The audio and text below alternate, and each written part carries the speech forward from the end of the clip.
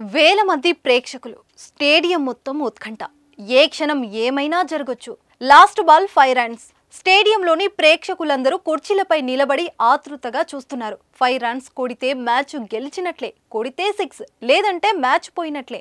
వింటుంటే మీకే goose bumps వస్తున్నాయి కదా.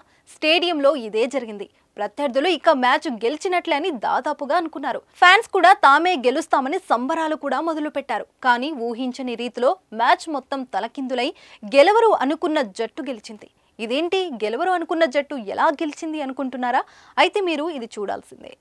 మీ బిజినెస్ విస్తరించాలనుకుంటున్నారా? మార్చి 16, 17 హైటెక్స్ లో ఫ్రాంచైజ్ ఇండియా బిగ్గెస్ట్ ఫ్రో ఎక్స్పో.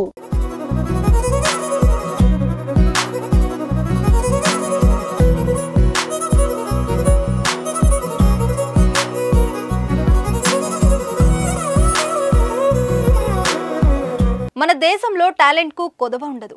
దాన్ని ఎక్కడ ఉపయోగించాలో తెలిస్తే వాళ్ళు పెద్ద సెలబ్రిటీలు అవుతారు. తాజాగా ఓ ఆటోవాలా కుమార్తె స్టేడియంలో 6 కొట్టింది. అది ఉమెన్స్ ప్రీమియర్ లీగ్ 2లో. అవునండి, ఇది నిజమే.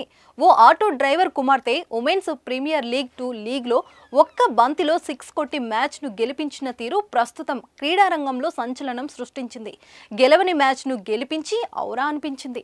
చిన్నప్పటి నుంచి ఎన్నో కష్టాలు అనుభవించి ఆటో డ్రైవర్ నాన్న ఇచ్చిన స్ఫూర్తితో ఇప్పుడు పెద్ద సెలబ్రిటీ అయింది. ఆమె ఎవరు, కథేంటో ఇప్పుడు తెలుసుకుందాం. సజీవన్ సజన మహిళల ప్రీమియర్ లీగ్ సీజన్ 2లో ప్రారంభమయ్యే వరకు ఎవరికి ఈ పేరు తెలియదు. అయితే ఇప్పుడు ఆడింది ఆమె ఒకే బంతి అయినా ఒకే ఒక్క 6తో తన పేరు మార్మోగేలా చేసింది.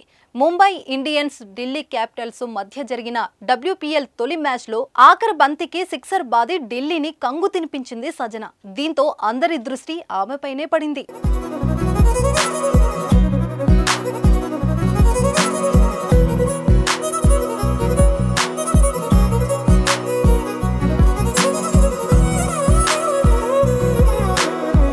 కేరళకు చెందిన యువతి సజన.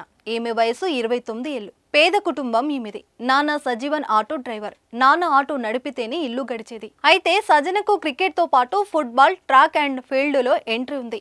వాయనాడ్ జిల్లా ఫుట్బాల్ జట్టుకు సారథిగా వ్యవహరించింది. అయితే క్రికెట్ అంటే ఆమెకు ఎక్కువ ఇష్టం. ఇంటి దగ్గర పొలంలో కొబ్బరి మట్టనే బ్యాట్గా మలుచుకుని ఆడేది. అలా ఆమె ఆసక్తిని గుర్తించాడు ఆటో నడిపే వాళ్ళ నాన్న. ఆమెను ప్రోత్సహించడం మొదలుపెట్టాడు. పాఠశాల పీఈటీ ఎల్సమ్మ కూడా ఆమెను ప్రోత్సహించింది. 2018 వరదల కారణంగా ఆమె కుటుంబం బాగా నష్టపోయింది. దీంతో సజన క్రికెట్కు చాలా కాలం దూరం అయిపోయింది. ఆ తర్వాత కరోనా సమయంలోనూ బ్యాట్ పట్టలేదు. అనంతరం దేశవాళీ పోటీలో అదరకొట్టింది. 2022 నవంబర్లో భారత్ ఏకు సెలెక్ట్ అయింది. 2023 WPL మొదటి సీజన్లో అవకాశం కోసం ప్రయత్నించినా కుదరలేదు. కానీ దేశవాళీలో ఆడిన ప్రతి మ్యాచ్లోనూ అదరకొట్టడంతో WPL సీజన్ 2 వేలంలో ముంబై ఇండియన్స్ 15 లక్షలు పెట్టి మరీ సొంతం చేసుకుంది. అలా సజన ఇప్పుడు తన తొలి మ్యాచ్లోనే ముంబై నమ్మకాన్ని నిలబెట్టింది. ఇప్పుడు టీమిండియాకు ఆడాలనేది ఈమె కల. ఈ ఆల్రౌండర్కు ఉమెన్ కిరణ్ పొలార్డ్ అనే పేరు పెట్టారు. ఎందుకంటే పొలార్డ్ లాగే బంతిని బలంగా బాదగల టాలెంట్ సజనది. ఈమె పొలిటికల్ సైన్స్లో డిగ్రీ చేసింది. ఓ తమిళ చిత్రంలోనూ నటించింది.